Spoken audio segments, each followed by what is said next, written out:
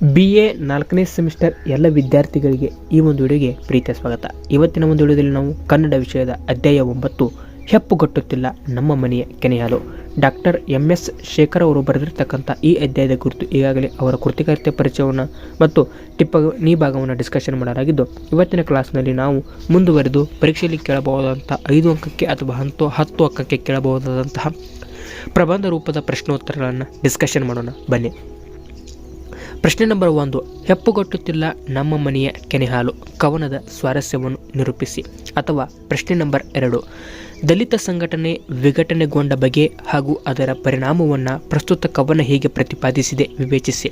ಅಥವಾ ಪ್ರಶ್ನೆ ನಂಬರ್ 3, ದಲಿತ ಜನ ಮೇಲ್ವರ್ಗ ಜನರು ಒಡ್ಡಿದ ಆಮಿಷಕ್ಕೆ ಬಲಿಬಿದ್ದು ದಲಿತ ಸಂಘಟನೆಯ ವಿಘಟನೆಗೆ ಕಾರಣರಾದ ಬಗೆಯನ್ನು ಕವಿ ಹೇಗೆ ಅನಾವರಣಗೊಳಿಸಿದ್ದಾನೆ ವಿಶ್ಲೇಷಿಸಿ. ಅಥವಾ ಪ್ರಶ್ನೆ ನಂಬರ್ 4, ದಲಿತ ಸಂಘಟನೆಯ ಜನ ಮೇಲ್ವರ್ಗದವರ ಜೊತೆಗೂಡಿ ಬಾಬಾ ಸಾಹೇಬರು ಬಿತ್ತಿದ ಕನಸುಗಳನ್ನು ಒಡೆದ ಬಗೆ ಕುರಿತು ಚರ್ಚಿಸಿ.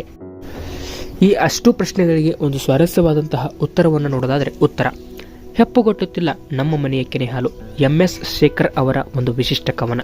ದಲಿತ ಸಂಘಟನೆ ಮೇಲ್ವರ್ಗದ ಗಡ್ಡದಾರಿ ಜಬ್ಬುದಾರಿ ಕಾವಿದಾರಿಗಳ ಆಮಿಷಕ್ಕೆ ಬಲಿಬಿದ್ದ ವಿಘಟನೆಗೊಂಡ ದುರಂತವನ್ನು ಸಾಂಕೇತಿಕವಾಗಿ ಅಷ್ಟೇ ಪರಿಣಾಮಕಾರಿಯಾಗಿ ಪ್ರತಿಪಾದಿಸುವುದು ಈ ಕವನದ ಮೂಲ ಆಶಯ ತಿರುಳು. ಇಲ್ಲಿ ಹೆಪ್ಪುಗಟ್ಟಿದ ಕೆನೆಹಾಲು ದಲಿತ ಸಂಘಟನೆಯ ವಿಘಟನೆಯ ಸಂಕೇತ. ಬೆದೆಗೆ ಬಂದು ಮೇಲ್ವರ್ಗದವರ ತೀಟೆ ತೀರಿಸಲು ಮುಂದಾದ ರಾಸುಗಳ ದಲಿತ ಸಂಘಟನೆಯ ವಿಘಟನೆಗೆ ಕಾರಣರಾದ ದಲಿತ ಸಂಘಟನೆಯ ಜನರ ಸಂಕೇತ.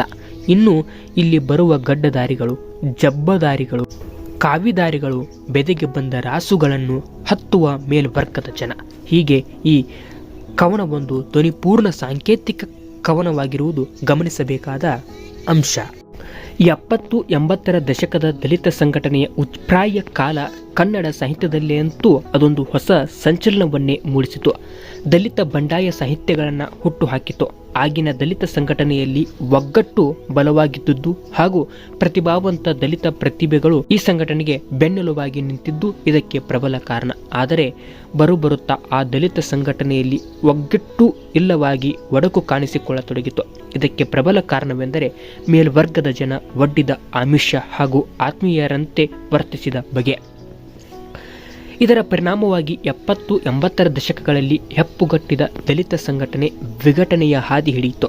ಈ ಸಂಘಟನೆಯ ಕೆಲ ಸಂಘಟನೆಕಾರರೇ ಮೇಲ್ವರ್ಗದ ಗಡ್ಡದಾರಿಗಳ ಜಬ್ಬದಾರಿಗಳ ಹಾಗೂ ಕಾವಿದಾರಿಗಳ ಒಡ್ಡಿದ ಆಮಿಷಕ್ಕೆ ಬೆದೆ ಬಂದ ರಾಸಿನಂತರಾಗಿ ತೀಟೆಯಾಟಕ್ಕೆ ಅವರ ಜೊತೆಗೂಡಿದ್ದರು.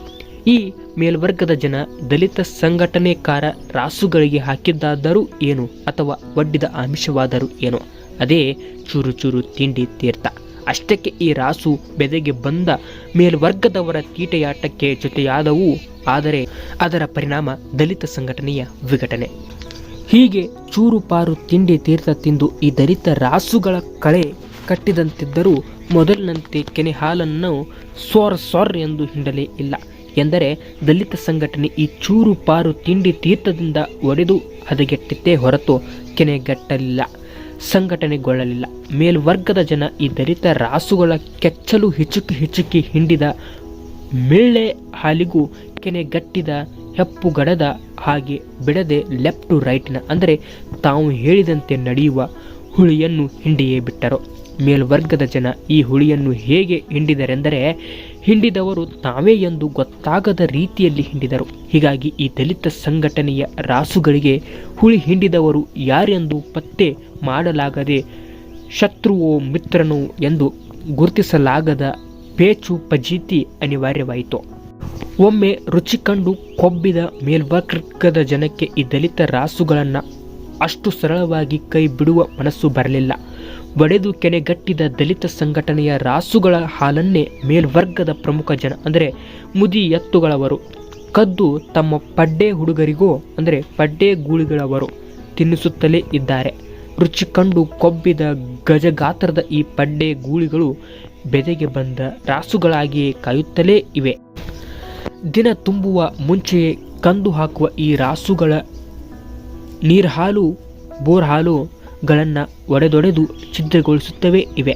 ಹಾಗೆಯೇ ಬಾಬಾ ಸಾಹೇಬರು ಬಿತ್ತಿದ ಕನಸುಗಳನ್ನು ಸಹಿತ ಒಡೆದೊಡೆದು ಛಿದ್ರಗೊಳಿಸುತ್ತಲೇ ಇವೆ. ಹೀಗೆ ದಲಿತ ಸಂಘಟನೆಯಲ್ಲಿ 70-80ರ ದಶಕದಲ್ಲಿ ಸಂಘಟನೆಯ ತೀವ್ರತೆ ಅನಂತರ ಕೆಲ ಸಂಘಟನಾಕಾರರ ಸ್ವಾರ್ಥಪರತೆಯಿಂದಾಗಿ ಒಡೆದು ಛಿದ್ರ ವಿಚಿದ್ರವಾದ ದುರಂತವನ್ನು ತುಂಬ ಪರಿಣಾಮಕಾರಿಯಾಗಿ ಪ್ರತಿಪಾದಿಸಿದೆ ಈ ಕವನ ಎಂಬುದು ಇಷ್ಟು ಈ ಅಧ್ಯಾಯಕ್ಕೆ ಸಂಬಂಧಿಸಿದಂತಹ ಪ್ರಬಂಧ ರೂಪದ ಪ್ರಶ್ನೋತ್ತರಗಳಿಗೆ ಉತ್ತರವಾಗಿತ್ತು. ಇದೇ ರೀತಿಯ ಮುಂದಿನ ಕ್ಲಾಸ್ನಲ್ಲಿ ಇದಕ್ಕೆ ಸಂಬಂಧಿಸಿದಂಥ ಮತ್ತೆ 1 ಅಂಕದ ಪ್ರಶ್ನೋತ್ತರಗಳನ್ನ ಡಿಸ್ಕಷನ್ ಮಾಡೋಣ. ಅಲ್ಲಿವರೆಗೂ ಎಲ್ಲರಿಗೂ ನಮಸ್ಕಾರ. ಜೈ ಹಿಂದ್, ಜೈ ಕರ್ನಾಟಕ ಮಾತೆ.